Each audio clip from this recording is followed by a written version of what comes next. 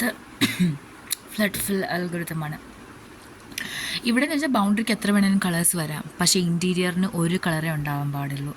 എന്നിട്ട് ഇവിടെ എന്ന് വെച്ചാൽ നമുക്കൊരു പോയിൻ്റ് ഉണ്ട് x,y, ആൻഡ് ഇവിടെ നമ്മൾ ആ പിക്സലിൽ ഓരോ പോയിൻ്റ് എടുക്കുമ്പം ഇൻറ്റീരിയർ കളറിനെ നമ്മൾ ഡിസയർ കളർ വെച്ച് നമ്മൾ റീപ്ലേസ് ചെയ്യും.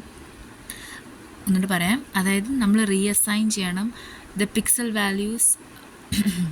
all pixel values are currently set to a given interior color with the desired color. ഒന്നുകൂടെ പറയാം, അതായത് ഇപ്പം നമുക്ക് കറൻ്റ്ലി ഉണ്ടായിരുന്ന പിക്സൽ വാല്യൂസ് ഉണ്ടല്ലോ നമ്മുടെ ഇൻറ്റീരിയർ കളറിന്, അത് മാത്രം എടുത്ത് നമ്മൾ ഡിസൈർഡ് കളറാക്കുക. എല്ലാ ഇൻറ്റീരിയർ കളറിനെ മാറ്റി ഡിസൈർഡ് കളറാക്കുക. അപ്പം ഇവിടെ നമ്മൾ 4 കണക്റ്റഡ് 8 കണക്റ്റഡ് ആണ് യൂസ് ചെയ്യുന്നത്.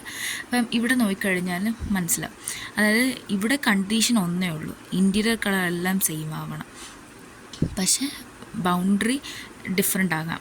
അപ്പോൾ ഇവിടെ നമ്മൾ ബൗണ്ടറി യൂസ് ചെയ്ത്, കാരണം ബൗണ്ടറിയുടെ അത്ര കണ്ടീഷൻ വരുന്നില്ല, പക്ഷേ ഇൻറ്റീരിയർ കളർ സെയിം ആക്കണം. ഓൾഡ് കളറുള്ള എല്ലാം ഇൻറ്റീരിയർ കളറിൻ്റെ ഓൾഡ് കളറെല്ലാം മാറി പുതിയ കളറാവണം. അപ്പം ഓൾഡ് കളർ ആണെങ്കിൽ മാത്രം അത് ഫിൽ കളർ വെച്ചിട്ട് സെറ്റ് കളർ ഫില്ല് ചെയ്തിട്ട് സെറ്റ് പിക്സൽ വെച്ചിട്ട് അതിനെ നെയ്ബേഴ്സിന് ചെയ്യുക.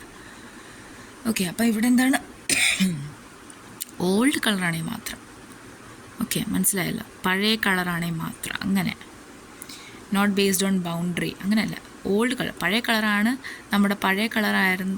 ഇപ്പം ഞാൻ പറയാം, റെഡായിരുന്നു പഴയ കളറെങ്കിൽ ഇനി നമ്മൾ ബ്ലൂ ആണ് പുതിയതായിട്ട് വെക്കണമെങ്കിൽ റെഡ് വരെയുള്ള എല്ലാം ബ്ലൂ ആക്കും.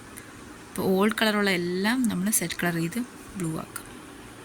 ഇത്രയേ ഉള്ളൂ.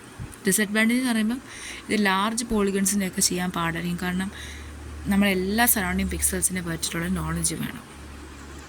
അപ്പോൾ ഇത് സ്ലോ ആവും. ഓക്കെ, അടുത്ത ക്ലാസ്സിൽ സ്കാൻ ലൈൻ.